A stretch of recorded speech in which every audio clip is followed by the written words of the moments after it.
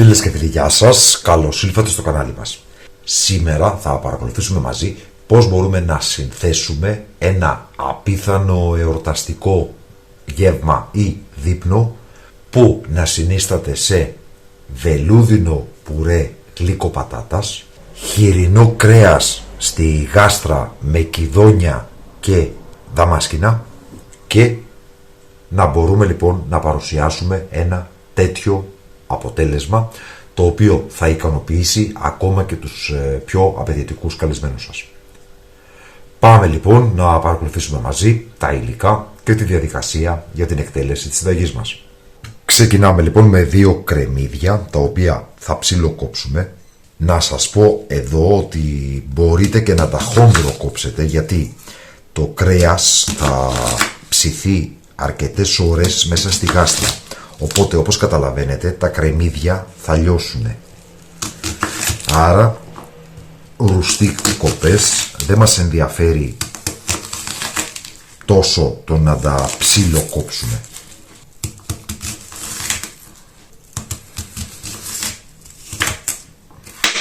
Συνεχίζουμε με ένα υλικό που στη συγκεκριμένη συνταγή είναι μεν προαιρετικό, κατά την άποψή μου όμως επιβεβλημένο, δίνουν ωραία γεύση, πιπεριές.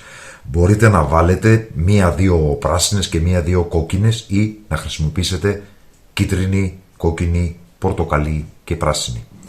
Ό,τι πιπεριά έχετε στο σπίτι.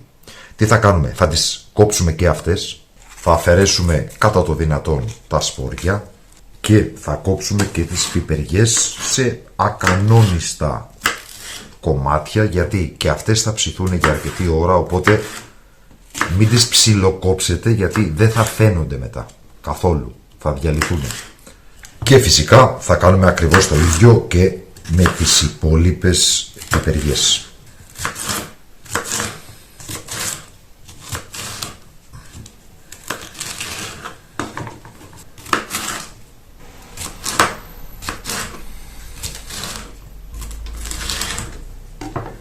Και έτοιμες και οι πιπεριές μας. Το επόμενο υλικό μας είναι ένα καρότο καθαρισμένο, το οποίο και αυτό θα το κόψουμε.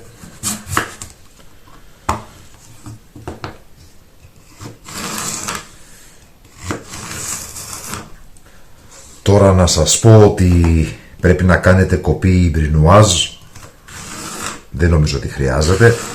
Κόφτε το όπως σας αρέσει.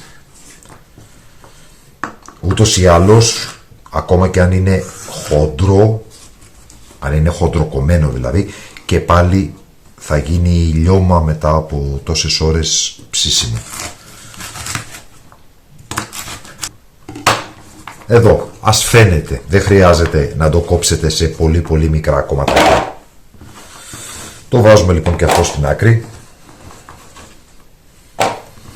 Και για μια πιο εορταστική έκφραση θα χρησιμοποιήσω και 2 κιδόνια τα οποία θα καθαρίσω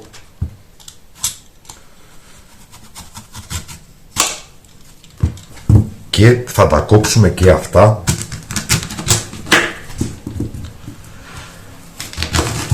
κιδονάτα.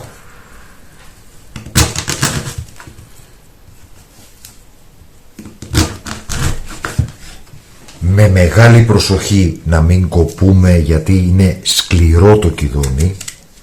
Θα καθαρίσουμε λίγο εδώ το εσωτερικό του.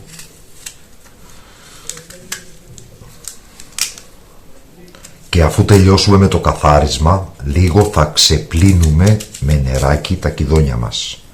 Και για να ενισχύσουμε λίγο περισσότερο τη γεύση του φαγητού μας, θα χρειαστούμε και περίπου στα 100, 150, 200 ανάλογα όσο θέλετε εσείς καπνιστό μπέικον, το οποίο θα κόψω σε ωραία κυβάκια. Αυτό εδώ λοιπόν και το μπέικον.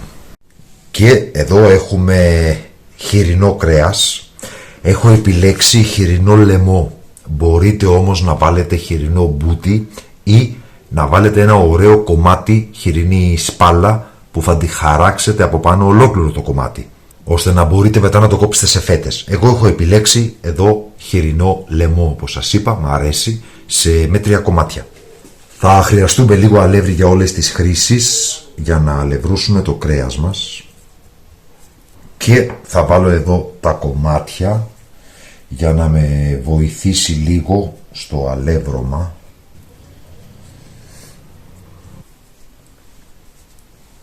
Έτοιμο και το κρέας μας. Σε μια σοτέζα ή βαθύ τηγάνι θα βάλουμε λίγο ελαιόλαδο,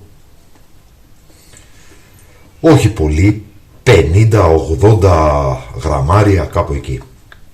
Θα ανάψουμε την εστία και θα περιμένουμε να κάψει πολύ καλά το λάδι μας. Το επόμενο βήμα λοιπόν είναι να βάλουμε το κρέας μέσα στη σοτέζα μας. Αν δεν έχετε πολύ μεγάλα μαγειρικά σκεύη, έχετε τα συνήθεια οικιακά σκεύη που έχουμε όλοι στα σπίτια μας. Αυτό θα το κάνετε σε 2 δόσεις. Δεν θα μου το στριμώξετε πολύ το κρέας.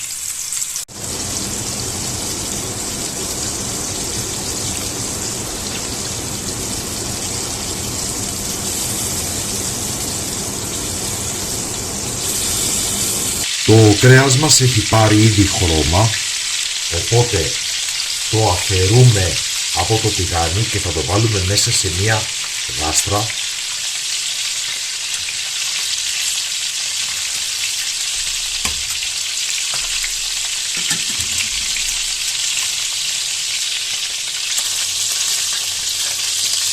Και αν το κάνετε σε 2 δόσεις, εννοείται θα συνεχίσουμε ακριβώς την ίδια διαδικασία με τη δεύτερη δόση του κρέατος.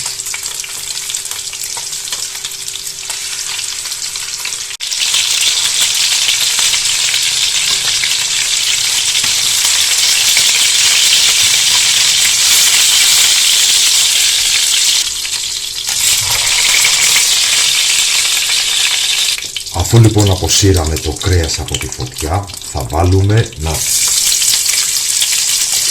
το κρεμμυδάκι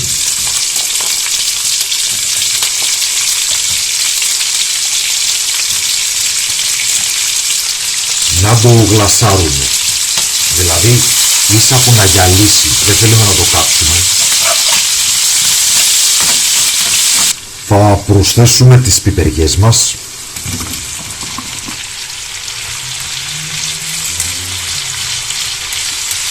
τις οποίες και αυτές απλά θα τις γυαλίσουμε, δεν θέλουμε να τις τηγανίσουμε, δεν θέλουμε να πάρουμε χρώμα. Στο σημείο αυτό μπορούμε να βάλουμε και τα μπαχαρικά και καρικεύματα, σίγουρα αλάτι. Εγώ θα βάλω ένα κουταλάκι του γλυκού αλάτι, εσείς θα βάλετε όσο θέλετε και όσο κάνει να φάτε. Λίγο μοσχοκάριδο, θυμάρι, λίγο γλυκό μπούκοβο,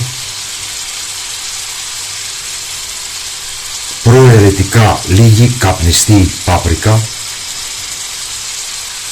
λίγο δεντρολίβανο.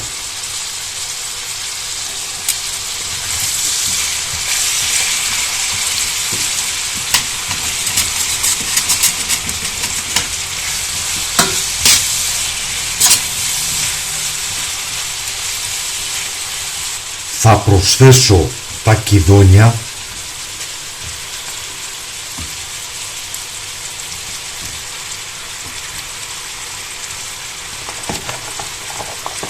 και το καροτάκι.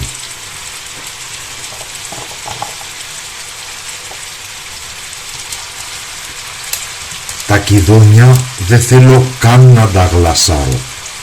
Ένα σκύβος λαχανικών και θα σβήσω με 50-60 ml κρασί. Θα χρησιμοποιήσω μαυροδάφνη.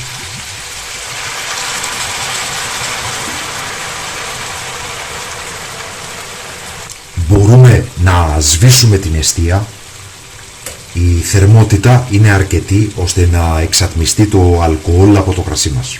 Έχουμε λοιπόν βάλει μέσα στη γάστρα με το κρέας, τα κιδόνια τα διαμοιράσαμε και τώρα βάζουμε τα υπόλοιπα λαχανικά από τη γάστρα μας και έχουμε προσθέσει επίσης και το μπέικον το καπνιστό μπέικον που σας έριξα στην αρχή. Απλά υπήρξε ένα πρόβλημα με το βίντεο. Το σβήσιμο, όπως βλέπετε, μου επέτρεψε να πάρω όλο το κρέας που είχε τσικνήσει στην επιφάνεια. Εκεί είναι και ο λίνος στη μια.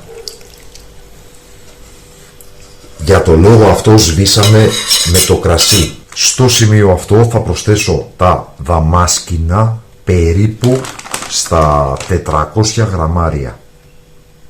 Να μοιραστώ όμως ένα μυστικό μαζί σας. Μετά από τόσες ώρες ψησίματος τα δαμάσκηνα θα λιώσουν. Οπότε βάλτε τα μισά και κρατήστε τα άλλα μισά να τα βάλετε 20 λεπτά πριν βγάλετε το φαγητό από το φούρνο, ούτως ώστε να υπάρχουν και ολόκληρα δαμάσκηνα. Αυτά εδώ που βλέπετε θα λιώσουν και θα μου γίνουν μια ωραία παχύρευστη σάλτσα.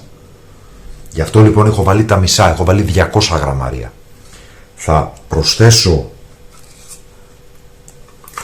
2 φύλλα δάφνης, 2-3 γαρίφαλα, αυτά που λέμε μοσχοκάρφια,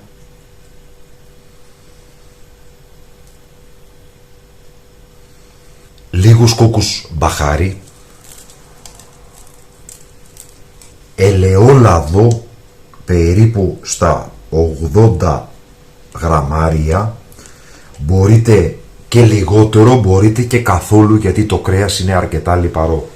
300 γραμμάρια κρασί, όποιο κρασί θέλετε. Εγώ θα χρησιμοποιήσω μαυροδάφνη. Θα προσθέσω λίγο νερό, δηλαδή 100 γραμμάρια, ένα κρασοπότηρο, και σκεπάζουμε τη γάστρα μας και θα την τοποθετήσουμε στο φούρνο, κλασικό φούρνο, αντίσταση πάνω κάτω. Ο φούρνος να είναι κρύος αν χρησιμοποιείτε πύληνη γάστρα, και θα ψήσουμε στους 170 με 180 βαθμούς Κελσίου για περίπου 2,5 με 3 ώρες. Μισή ώρα περίπου πριν βγάλετε το φαγητό από το φούρνο θα προσθέσετε τα υπόλοιπα δαμάσκηνα, ώστε να σας μείνουν και ολόκληρα δαμάσκηνα, να μην λιώσουν δηλαδή μέσα στο φαγητό μας. Για το μπουρέ της γλυκοπατάτας θα χρειαστούμε 1 κιλό γλυκοπατάτες, τις οποίες θα τεμαχίσουμε. Δεν παίζει κανένα ρόλο το πώς θα τις τεμαχίσετε. Αυτό το κάνουμε απλά και μόνο για να βράσουν πιο γρήγορα. Εγώ θα τις κάνω σε κυβάκια αυτού εδώ του μεγέθους για να μου βράσουν γρήγορα.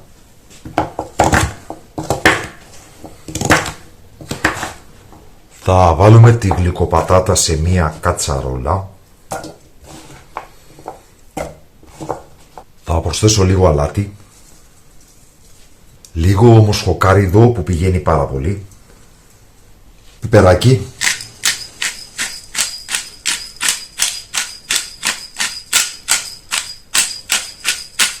προαιρετικά ένα αγκίβο λαχανικών, τον φρεσκοστημένο χυμό από ένα πορτοκάλι. Θα καλύψω οριακά με λίγο νερό.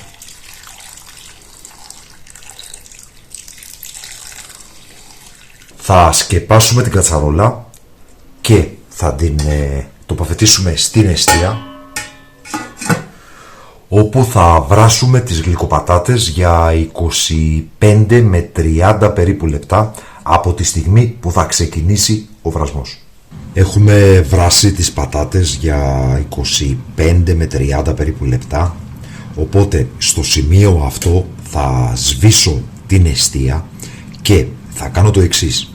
Θα σουρώσω το περιεχόμενο και θα κρατήσω μία κούπα από το ζουμί που υπάρχει μέσα στην κατσαρόλα μου. Και ενώσο οι πατάτες μου είναι καυτές, θα προσθέσω περίπου στα 150 γραμμάρια βούτυρο.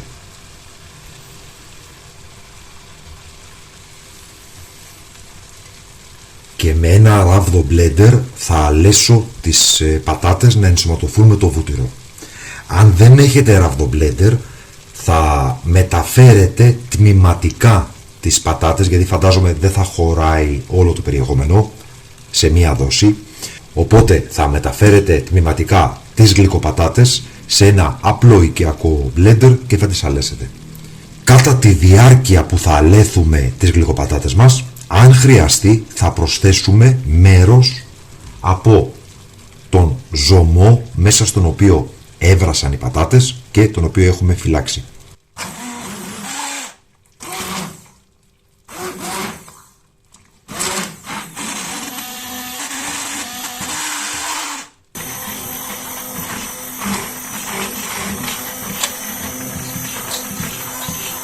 Προαιρετικά θα δώσουμε λίγη ένταση με ξύσμα από 1/4 του πορτοκαλιού.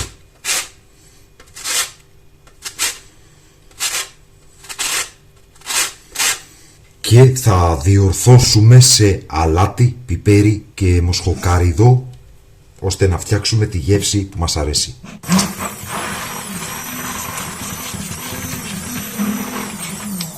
Μην το παρακάνετε με το πορτοκάλι, δεν θα είναι ωραίο. Λίγο, το ξύσμα από το 1/4 της επιφάνειας της φλούδας, δηλαδή ενός μέτριου πορτοκαλιού.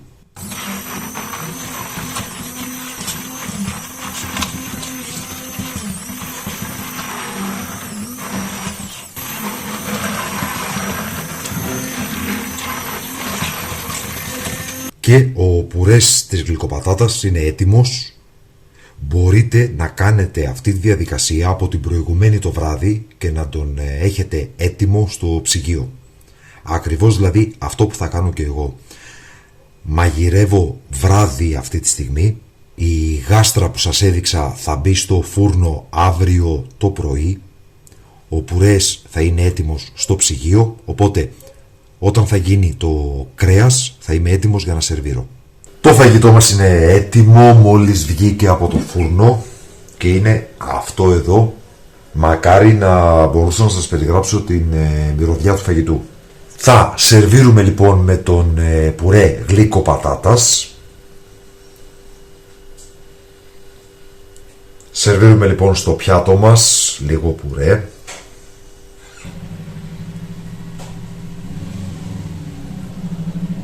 Και θα σερβίρουμε και το κρεατάκι,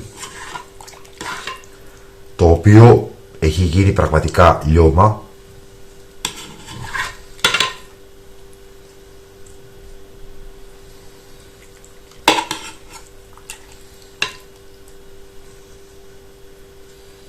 Δείτε το κιδόνι πως έχει λιώσει πραγματικά.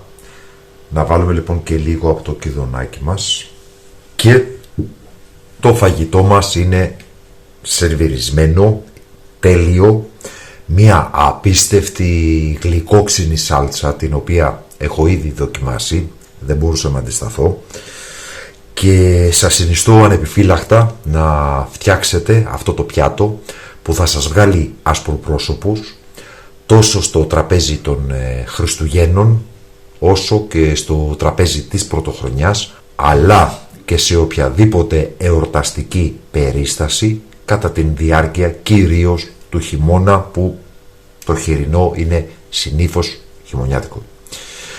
Στο σημείο αυτό θα θέλαμε να σας ευχαριστήσουμε που υποστηρίζετε το κανάλι με την εγγραφή σας, πατώντας το καμπανάκι για να λαμβάνετε τις ειδοποιήσεις, πατώντας like, κοινοποιώντας το σύνδεσμο του βίντεο στα μέσα κοινωνικής δικτύωσης και βέβαια με τα πολύτιμα σχόλια που μας γράφετε με τις εντυπώσεις και τις απορίες σας. Σας ευχαριστούμε που μας παρακολουθήσατε. Καλή συνέχεια, να είστε όλοι καλά.